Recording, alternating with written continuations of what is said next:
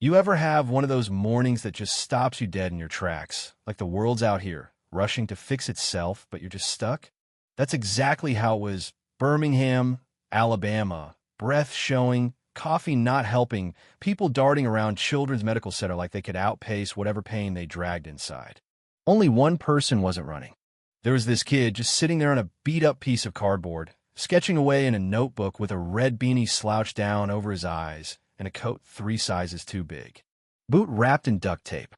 His name is Ezekiel Carter, but everybody called him Zeke, and honestly, I'd walked past him 100 times before ever looking him in the eye. He never begged, didn't hawk sad stories, just sat real quiet, smiling if you said hey, but mostly drawing and watching. Kid saw everything. Nurses gave up shooing him off after a few weeks. Some people figured he had a parent inside, some sick sibling maybe, but nobody pressed.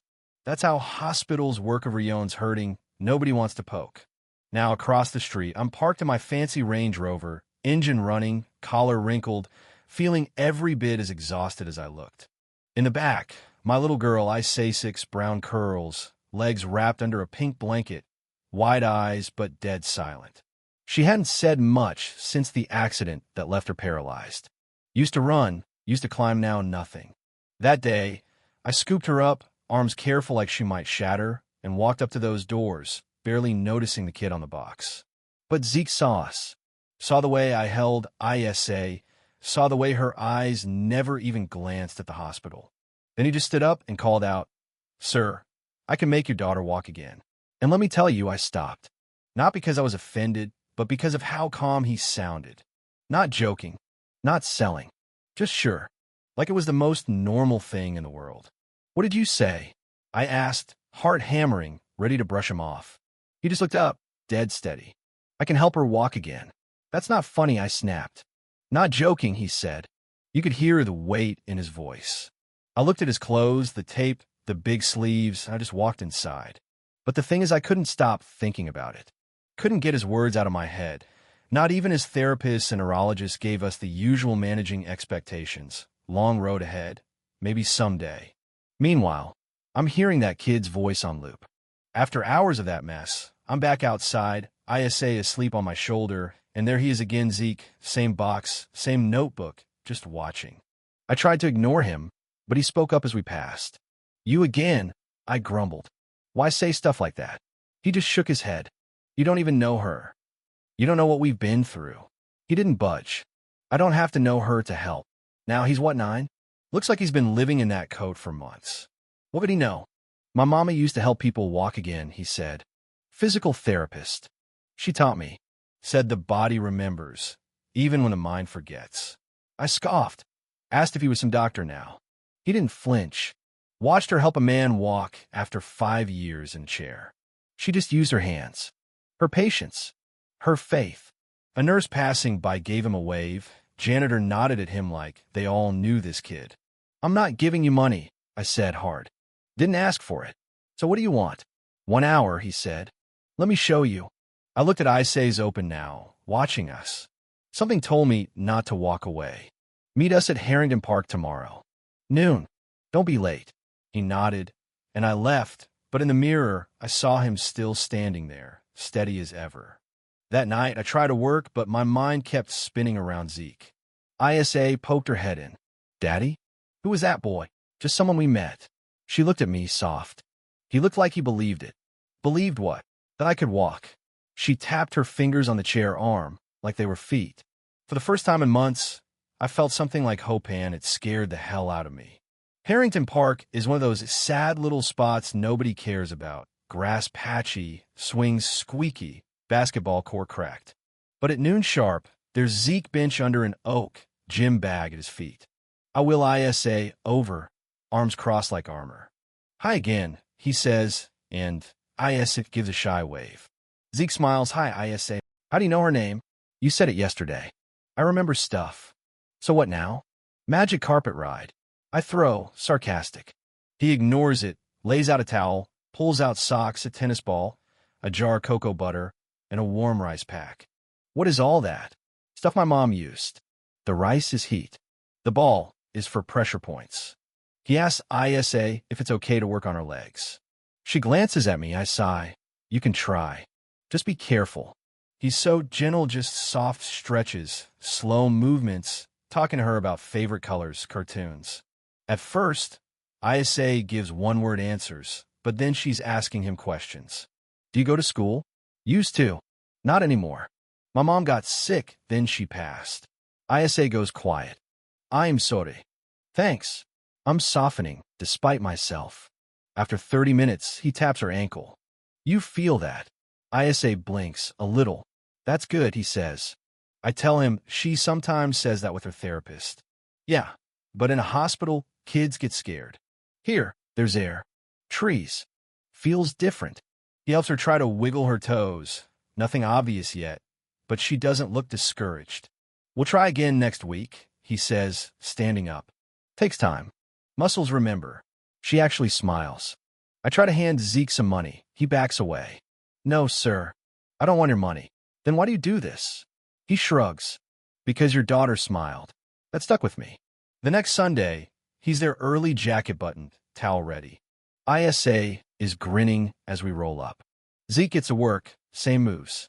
Can you press your heel into the ground? He asks. ISA tries. Nothing. It's okay, he says. Sometimes it takes your brain a while to find the right path. Just gotta push through. I ask, why do you do this? My mom made people feel like they mattered. I want to do that too. ISA manages to tap her toes, barely, but it's progress. We keep showing up. Rubber bands for her ankles, tennis balls for her feet, me learning how to help. Then on Sunday, ISA's eyes are red. She's angry, refusing to look at either of us. Try to move my legs this morning, nothing happened. I'm tired of trying. I'm frustrated too. Zeke kneels beside her. You think I never get tired? Never cried when my mom was sick. You're allowed to be mad. I get mad too. But if you stop now, the part of you that wants to walk might stop trying too. ISA stares at the ground. I am scared. So am I. Scared don't mean stop. It means you're close to something big. She wipes her face. Let's try again. And this time, she moves her whole foot forward slow, shaky, but real. Jonathan McNult beside her, blinking like I wasn't sure it happened. Do it again. She did. I could barely breathe. For the first time in half a year, our house didn't feel like a hospital. It felt like home. Monday, I find myself Googling Ezekiel Carter Birmingham. Nothing but a few notes about his mom, Monique from a local clinic. No address. The kid's a ghost. But by Saturday, we're back. This time, I bring a sandwich for him. He just nods, says thanks. We get into the routine, all three of us. At one point, Zeke has ISA try lifting both knees with a belt under them, me holding one end. She grunts, but both knees rise barely, but I can see it's her, not us. You did that. I whisper. She grins, I did. Zeke just nods like it's normal. The body remembers, he says. You just have to be patient enough to let it talk. I am floored. After the session, I crouch beside him. Where do you go after this? Around. You got somewhere to sleep? Sometimes. I pause, then ask, you ever think about staying with us for a while? Zeke's eyes widen, like he never expected it.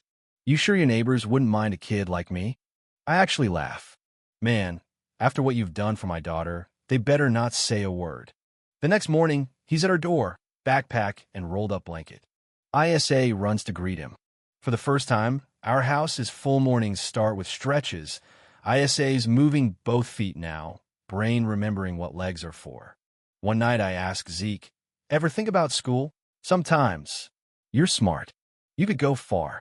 He says he just wants to help people walk again, like his mom did. Then let's figure out how. I say. He smiles. Things change. One Sunday, a nurse spots ISA moving in the park, smiling. Word spreads. Other families start coming, a boy with a walker, a girl recovering from a stroke. Zeke gives up his ISA time to help them, shows parents what to do. You're not broken, he tells a boy, just learning a different way to be strong.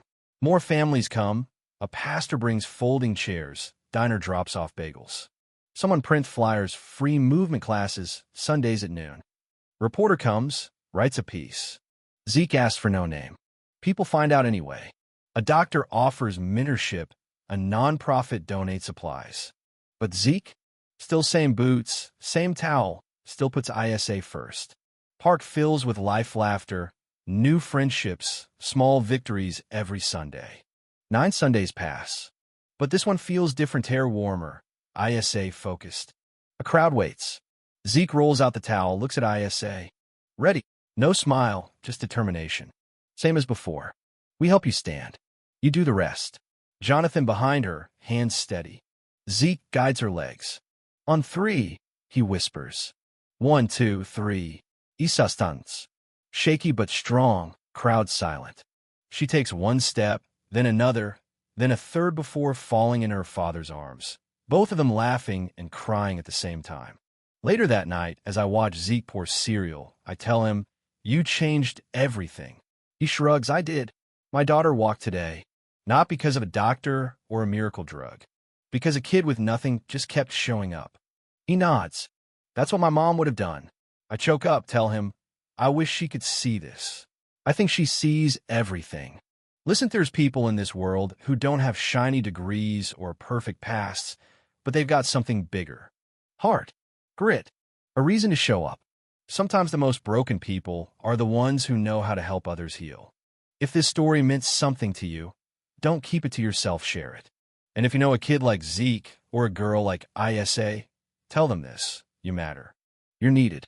Now tell me, what would you do? Would you take a chance on a kid with duct tape boots if he said he could heal your child? Yeah, that happened. Let's talk about it.